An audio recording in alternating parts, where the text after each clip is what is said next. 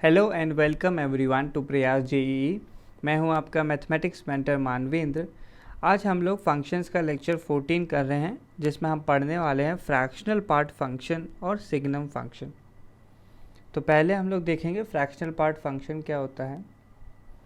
तो इसको कुछ ऐसा समझो कि अगर मैंने एक रियल नंबर कंसिडर किया, x बिलोंग्स टू रियल, तो इस x को हम हमेशा ऐसे लिख सकते हैं i प्लस एफ के फॉर्म में, जहाँ पे ये i क्या है, i है इंटीग्रल पार्ट जो एक इंटीजर होगा, और f है एक फ्रैक्शनल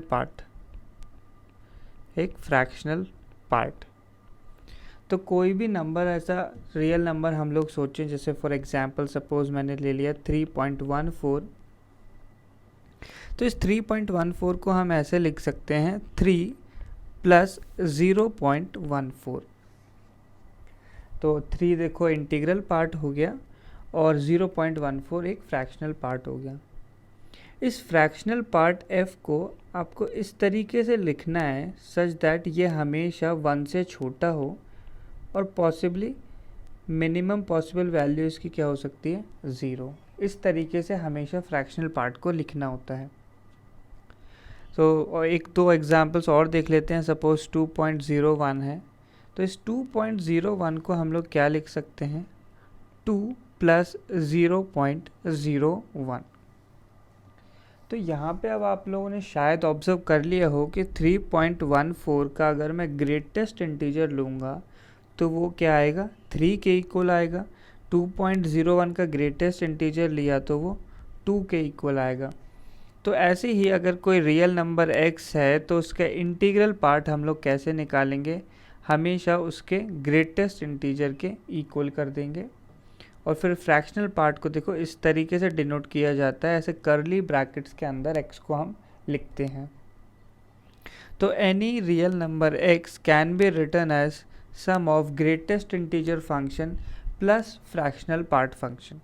तो इस कर्ली ब्रैकेट वाले x को ही हम लोग फ्रैक्शनल पार्ट फंक्शन डिनोट करते हैं। तो हमारा फ्रैक्शनल पार्ट फंक्शन आया y is equal to fractional part of x, या इसे हम ऐसे भी बोल सकते हैं कि ये x minus greatest integer of x होता है।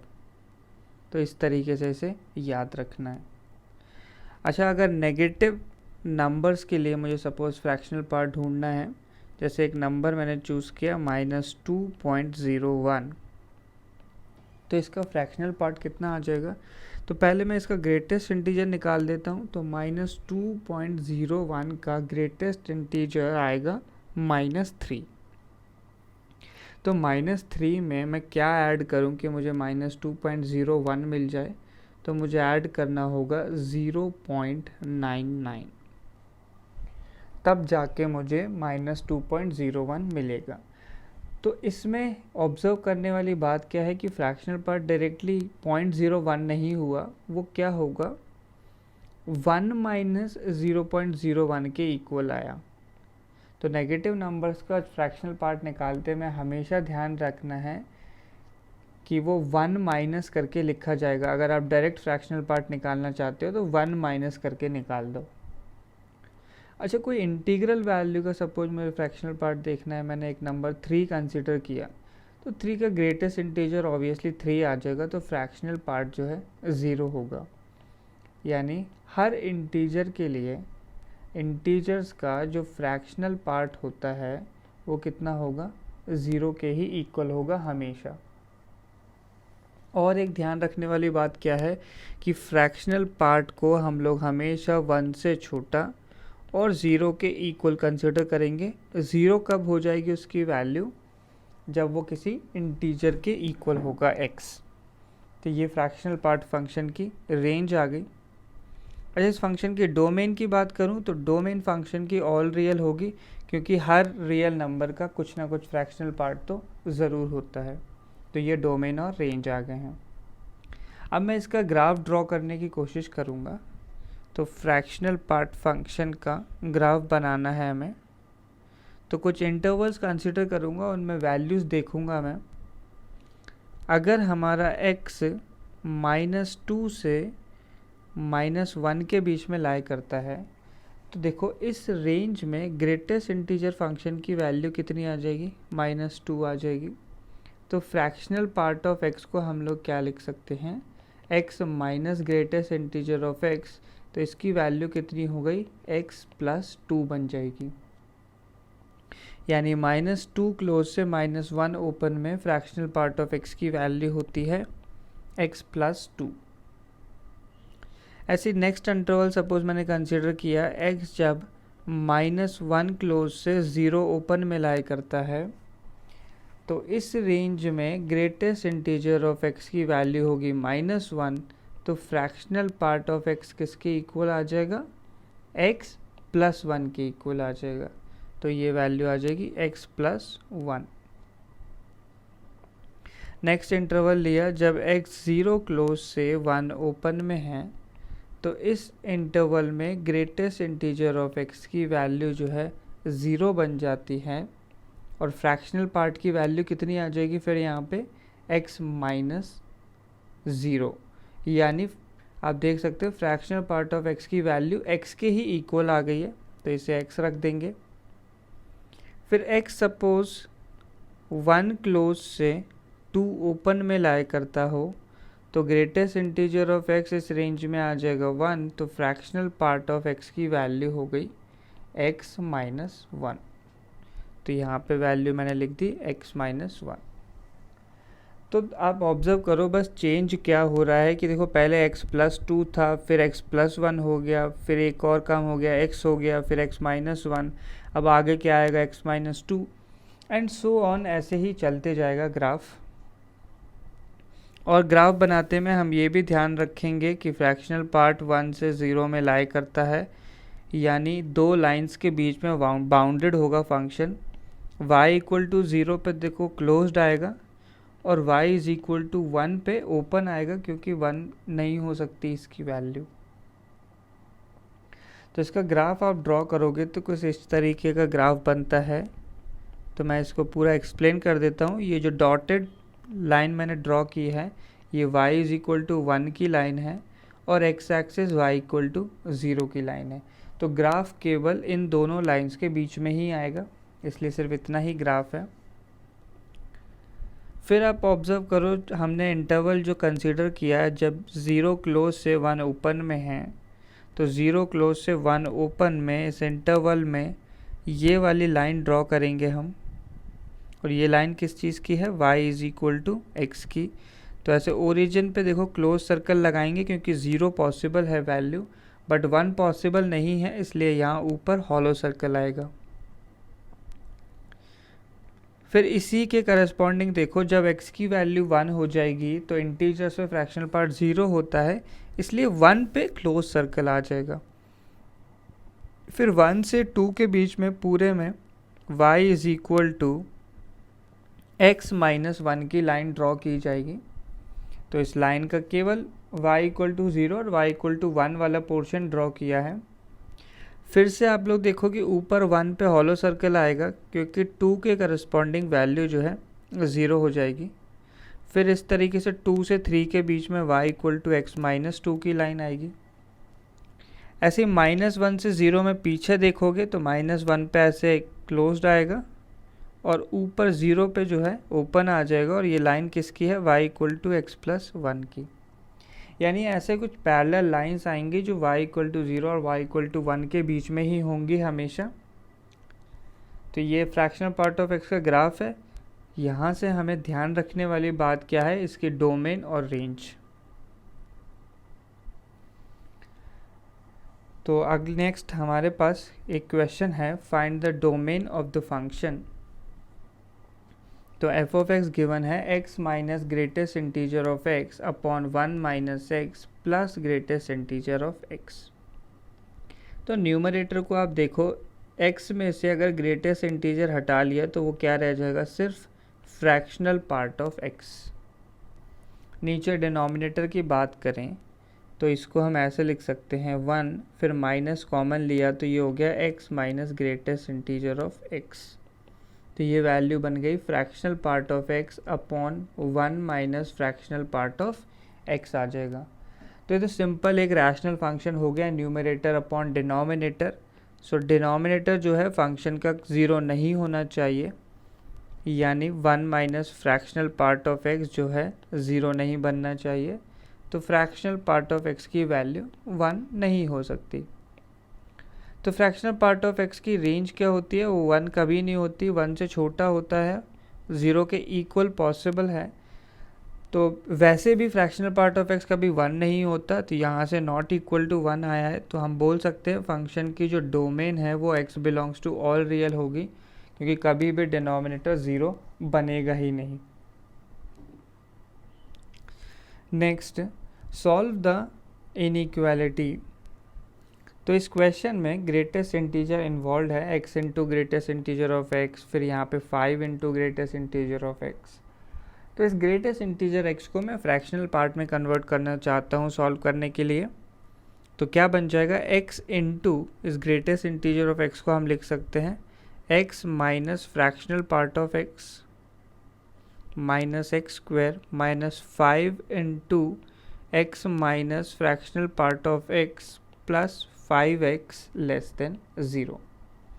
तो अब कंप्लीट इनइक्वालिटी किस में चेंज हो गई है क्वेश्चन में, अब केवल x है और फ्रैक्शनल पार्ट ऑफ x है, ग्रेटेस्ट इंटीजर ऑफ x को हमने हटा दिया है।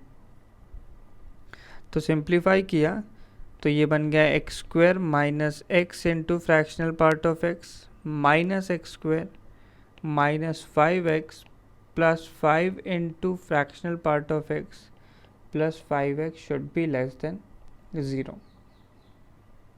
तो ये minus 5x plus 5x cancel out, x square cancel out, तो ये वैल्यू हमारे पास क्या बन गई है, 5 minus x into fractional part of x should be less than 0। तो देखो फ्रैक्शनल पार्ट ऑफ x कैसी क्वांटिटी है, ये less than 1 greater than equal to 0 quantity है। तो ऐसा कह सकता हूँ कि एक नॉन नेगेटिव क्वांटिटी है। इसका मतलब 5 माइनस एक्स जो है डेफिनेटली नेगेटिव होना चाहिए, तभी आंसर नेगेटिव बनेगा। तो 5 माइनस एक्स नेगेटिव है, यानी x जो है 5 से बड़ा आ गया मेरे पास। तो क्या यही हमारा आंसर बन जाएगा, x ग्रेटर देन 5? नहीं, हमें एक बात और ध्यान रखनी है कि फ्रैक्शनल पार्ट ऑफ x की वैल्यू 0 नहीं होनी चाहिए, क्योंकि अगर फ्रैक्शनल पार्ट 0 हो गया तो ये इनइक्वालिटी 0 के इक्वल बन जाएगी। तो फ्रैक्शनल पार्ट ऑफ x 0 कब होता है, एट ऑल इंटीजर्स, यानी x जो है इंटीजर के इक्वल नहीं होगा।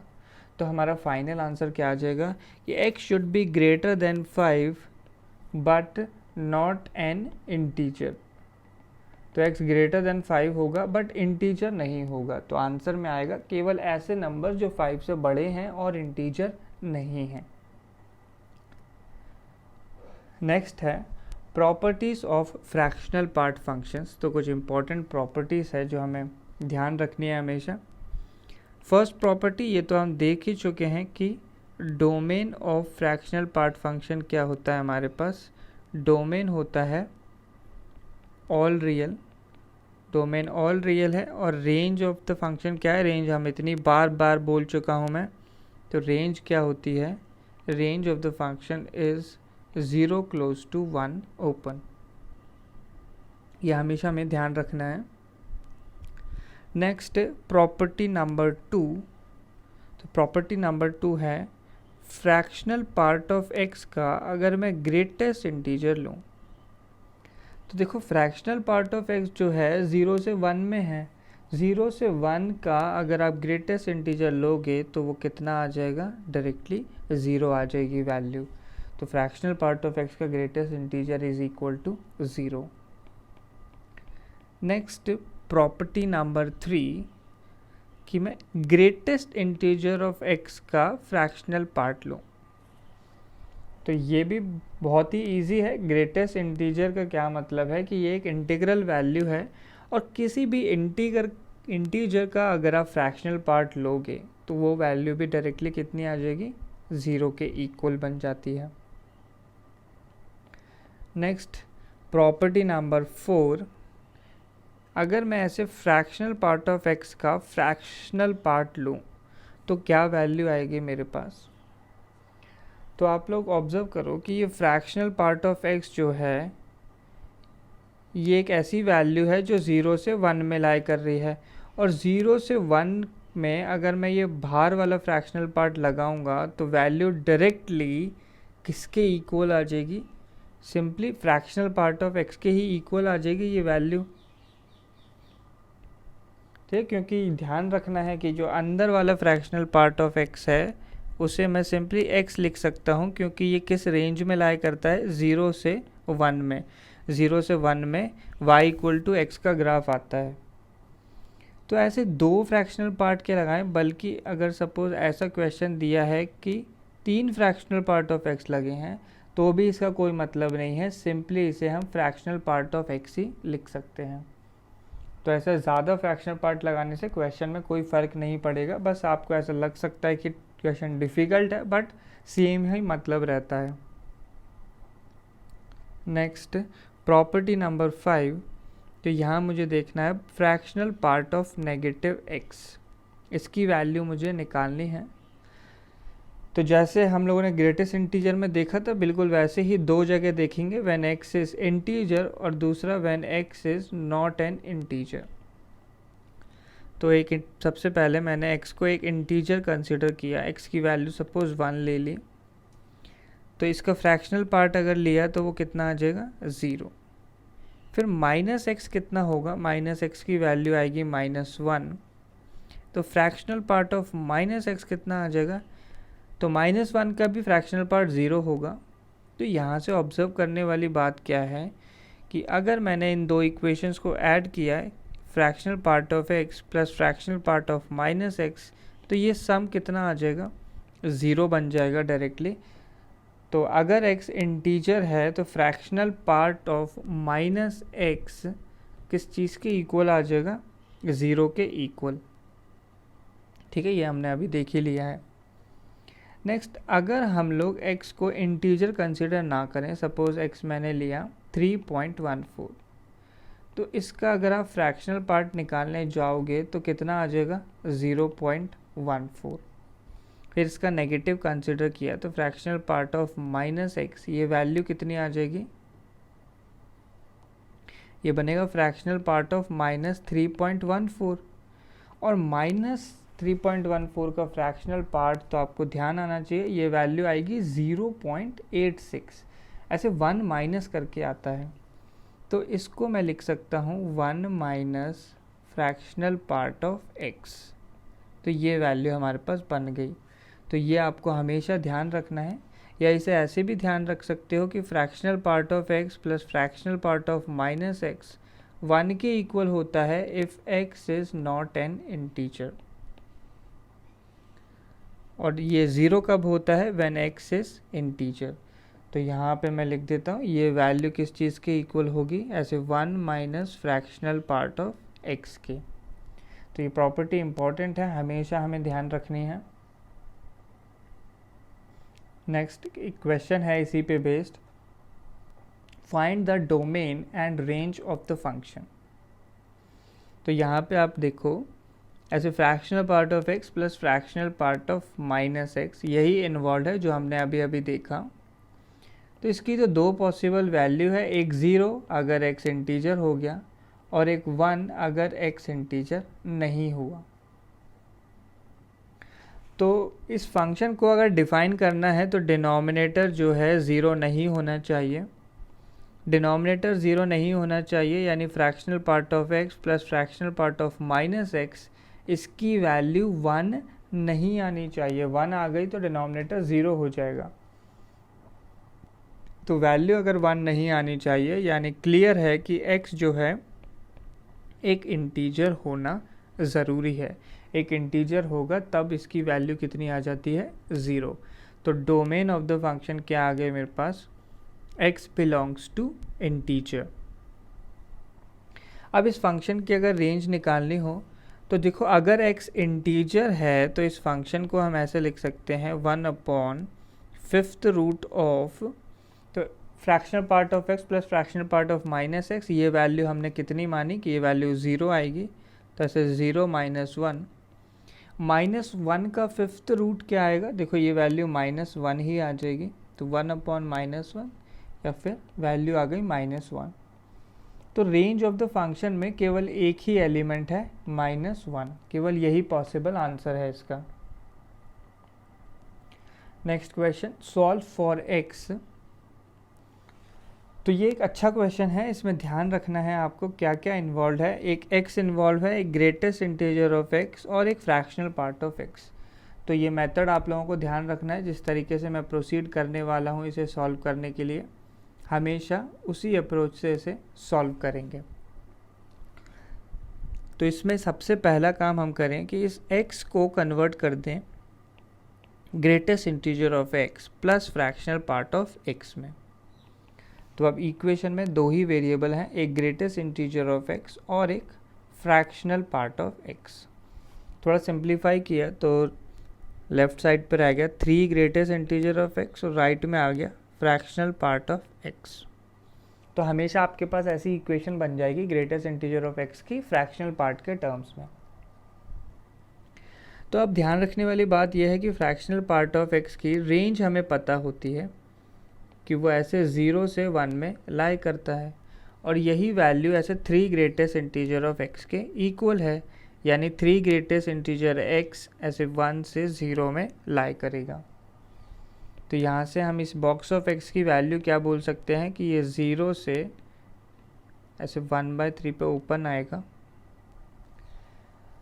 अब इस रेंज में आप लोग देखो ग्रेटेस्ट इंटीजर ऑफ x तो एक इंटीग्रल वैल्यू है, तो 0 क्लोज से 1/3 में केवल एक ही इंटीजर पॉसिबल है, यानी ग्रेटेस्ट इंटीजर ऑफ x की वैल्यू डेफिनेटली क्या होगी, 0 ही होगी। अब इस वैल्यू को उठा के मैं वापस इस इक्वेशन में रख दूंगा, तो यहाँ से हम बोल सकते हैं कि फ्रैक्शनल पार्ट ऑफ x की वैल्यू भी कितनी आएगी, 0 आ जाएगी। बट हमें क्या निकालना है, सॉल्व फॉर x है क्वेश्चन, x की वैल्यूज़ निकालनी है। तो x क्या होता है, x is equal to greatest integer of x plus fractional part of x। तो 0 + 0 वैल्यू क्या आ जाएगी, 0। तो इसका केवल एक ही सॉल्यूशन है, x is equal to 0। Next question, solve for x। तो बिल्कुल वैसा ही क्वेश्चन है जैसा हमने अभी किया, तो बिल्कुल वैसे ही प्रोसीड करेंगे। 4 फ्रैक्शनल पार्ट ऑफ x, तो x को कन्वर्ट कर दिया greatest integer x plus fractional part of x में plus greatest integer of x। तो ये वैल्यू क्या बनेगी हमारे पास, 3 fractional part of x is equal to 2 greatest integer of x, या फिर ऐसे लिखें fractional part of x equal to 2/3 greatest integer of x। फिर से क्या करेंगे, फ्रैक्शनल पार्ट ऑफ x की रेंज लगा देंगे, रेंज लगाई तो 2/3 ग्रेटेस्ट इंटीजर ऑफ x ऐसे 0 क्लोज से 1 ओपन में आ जाएगा। तो यहाँ से थोड़ा सिंप्लीफाई किया तो ग्रेटेस्ट इंटीजर ऑफ x की क्या वैल्यूज आ जाती हैं, लेफ्ट पे तो देखो 0, राइट में बन जाएगा क्या, 3/2। अब 0 क्लोज से 3/2 में 2 इंटीजर आ गए, तो ग्रेटेस्ट इंटीजर ऑफ x की वैल्यू या तो 0 होगी या फिर जो दूसरा नंबर है 1 उसके इक्वल होगी। तो इस बार 2 पॉसिबल आंसर्स बनेंगे। तो पहला केस, जब ग्रेटेस्ट इंटीजर ऑफ x की वैल्यू 0 है, इसकी वैल्यू हम लोग कहाँ रखेंगे, इस गिवन इक्वेशन में जब 2/3 आया था तो यहाँ रखा, तो फ्रैक्शनल पार्ट ऑफ x की वैल्यू क्या 0 बन गई। इन दोनों को ऐड करके x आएगा, तो x की वैल्यू क्या आ गई, 0। अगर ग्रेटेस्ट इंटीजर ऑफ x को 1 कंसीडर किया जाए तो फ्रैक्शनल पार्ट ऑफ x की कितनी वैल्यू आ जाएगी, ये वैल्यू आ जाएगी 2/3। इन दोनों को ऐड किया जाए तो x की वैल्यू क्या बन जाएगी हमारे पास, 5/3। तो अब x के 2 आंसर्स आ गए, एक x की वैल्यू 0 पॉसिबल है और एक x की वैल्यू 5/3। नेक्स्ट फंक्शन हम लोग करने वाले हैं सिग्नम फंक्शन। तो ये भी एक स्पेशल फंक्शन होता है, हमें अच्छे से आना चाहिए ये फंक्शन भी। तो इसे हम ऐसे लिखते हैं, y is equal to f of x equal to, signum पूरा ना लिख के ऐसे लिखा जाता है s g n of x. Signum of x पढ़ते हैं हम इसे, बट लिखते हैं एस जी एन। तो सिग्नम ऑफ एक्स ऐसा फंक्शन है जिसकी 3 डेफिनेशंस हैं। अगर इसमें आपने आर्ग्यूमेंट पॉजिटिव दिया, अगर एक्स पॉजिटिव है तो इसका आंसर आएगा 1। अगर इसका आर्ग्यूमेंट 0 है, एक्स की वैल्यू 0 है, तो सिग्नम ऑफ एक्स क्या आंसर देता है? 0। और अगर एक्स नेगेटिव हो जाए, एक्स नेगेटिव पे सिग्नम एक्स आंसर देगा -1। तो 3 रिजल्ट हैं, आर्ग्यूमेंट पॉजिटिव पे 1, आर्ग्यूमेंट 0 पे 0 और आर्ग्यूमेंट -1 पे 1 आंसर देता है। तो इसका ग्राफ भी मैं ड्रॉ कर देता हूँ जल्दी से। तो इसका ग्राफ कैसा आ जाएगा? देखो 0 पे वैल्यू 0 है, तो ऐसे 0 पे ऐसे एक डार्क सर्कल बनता है हमारे पास।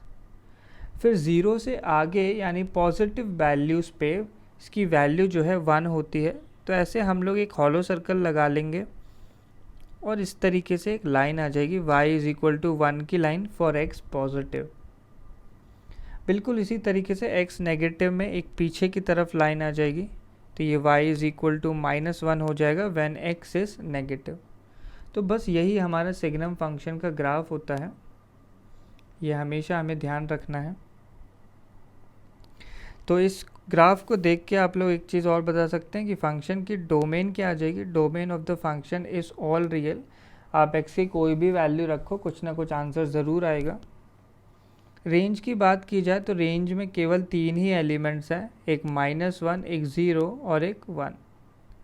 तो डोमेन और रेंज ध्यान रखनी है उस फंक्शन की।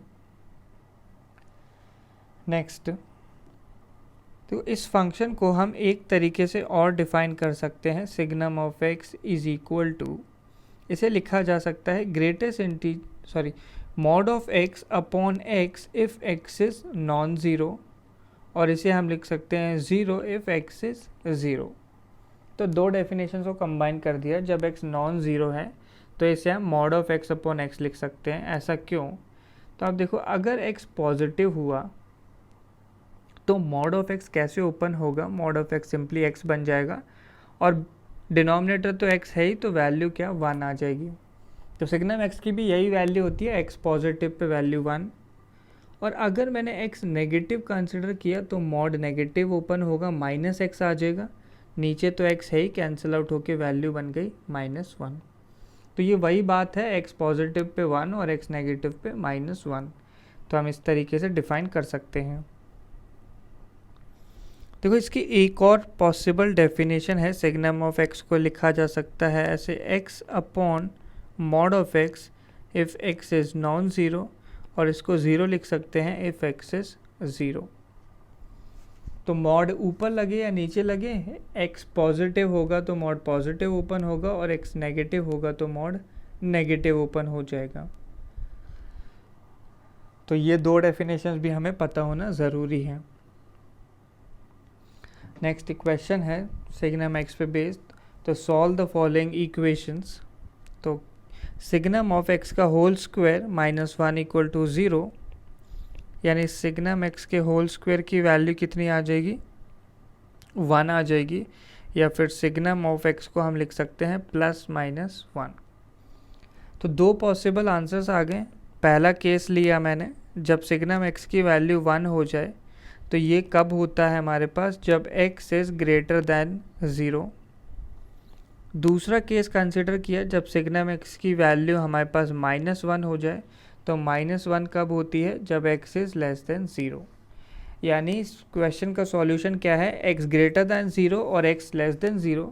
या फिर मैं ऐसे भी लिख सकता हूँ कि x belongs to all real except 0। 0 को छोड़ के कुछ भी हो जाए, आंसर आएगा ही आएगा।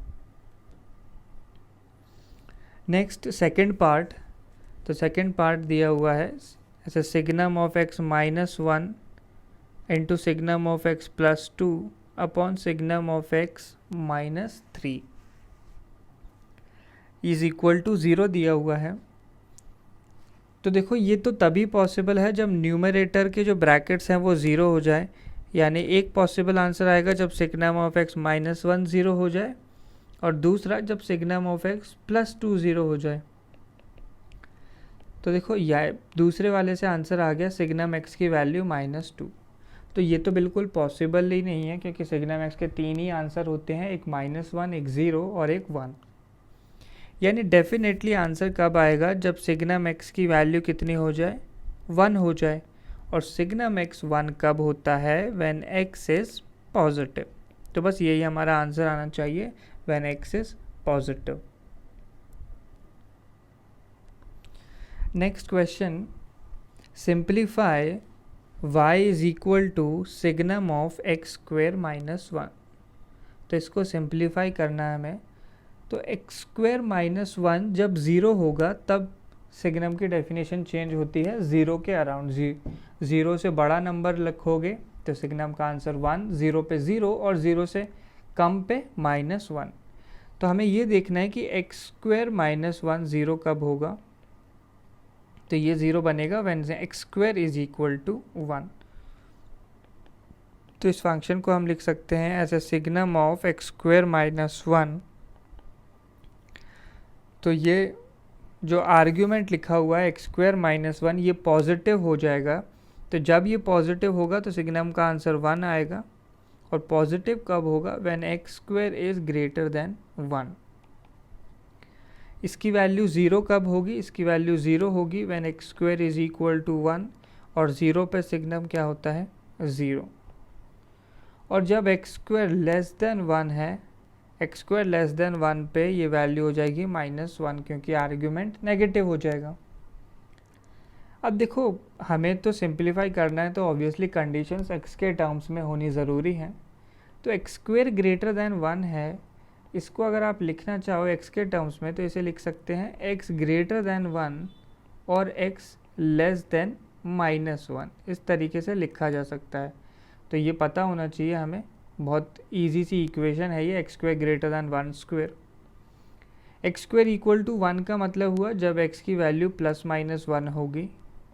और एक्स स्क्वेयर लेस देन 1 का क्या मतलब है, when x lies in the interval 1 to -1। तो बस यही इसके सिंप्लीफिकेशन बन गई है। x अगर 1 से बड़ा है या -1 से छोटा तो इसका आंसर 1 होगा। x की वैल्यू +-1 है तो 0 होगा। और अगर x -1 से 1 में लाई करता है तो इसकी वैल्यू कितनी आ जाएगी, -1 आ जाएगी। तो बस सिग्नम फंक्शन में इतना ही। तो fractional part function, signum function हमने कवर कर लिए हैं। बहुत ही ईजी फंक्शंस हैं ये, ज़रूर इन्हें ध्यान रखना है। तो अगर ये सारी चीज़ें क्लियर हो तो please like this video, share it with your friends and classmate, and don't forget to subscribe.